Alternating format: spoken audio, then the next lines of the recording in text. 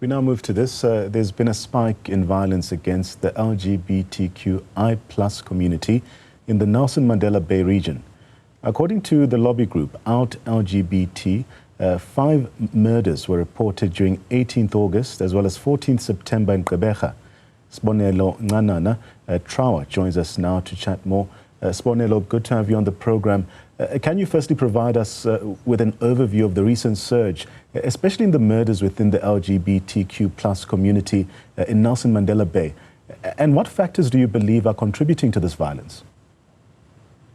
Afternoon to you and your listeners. I guess this year has been quite a horrible year. If I look at my records, we have over 13 murders that have happened this year nationally, but these are the murders that we know of.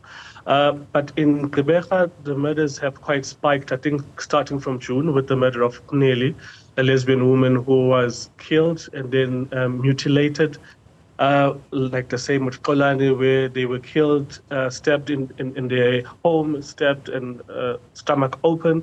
But I think this is caused by a campaign which is online.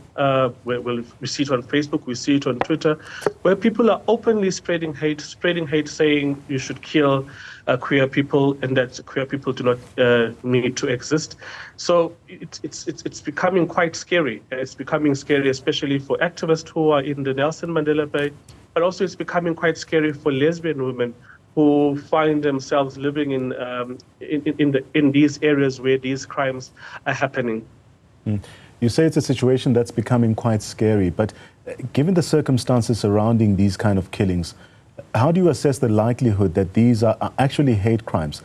And what evidence supports this?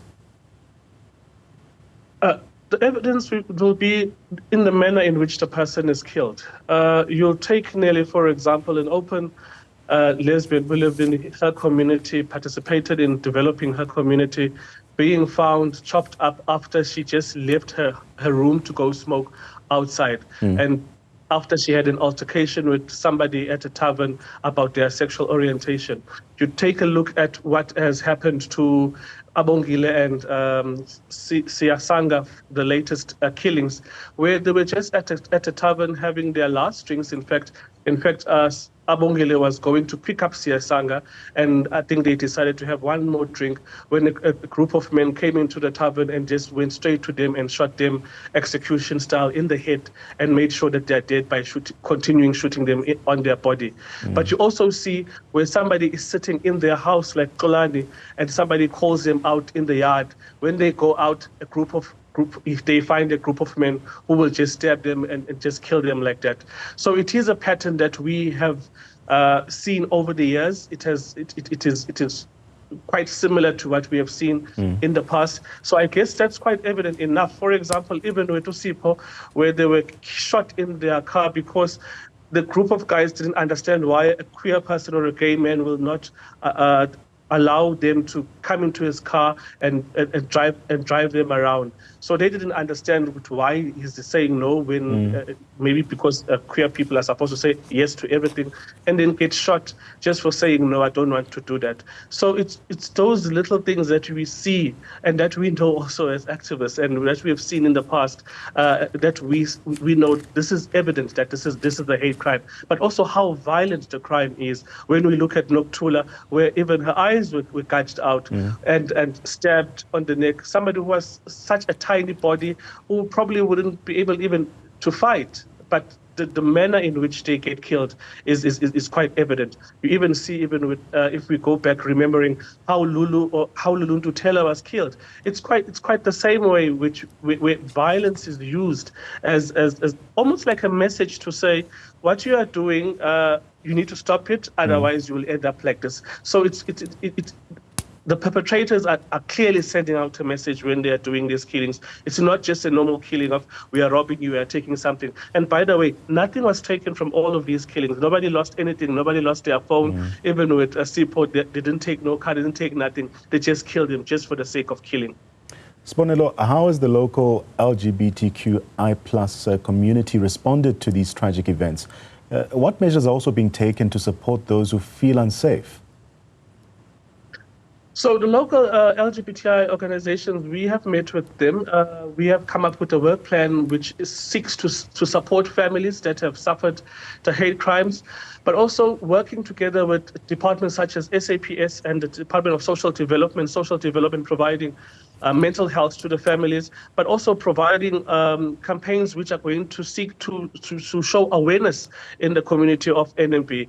With SAPS, we are going to be working quite close with them in having safety workshops for the community, the LGBTI community, but also have workshops by them giving something like a presentation so people know who to call, know where to run to, but also know if I'm going out to a tavern, somebody needs to know, and I don't go home alone because I might be a target in my area. But how is the community feeling? They're feeling quite scared, especially LGBTI activists in the area. They are feeling quite scared. I know one of them was even worried that they don't even have a fence around their house, and they are an activist. And they are afraid that they might be the next target, and they are known. And with the killings, it's known LGBTI people in the area. So if you are known, it then sends a message, or it scares you that you might be the next person. Right. But also keeping in mind that NMP has had quite a lot of hate crimes. For example, we even had a shop owner putting out a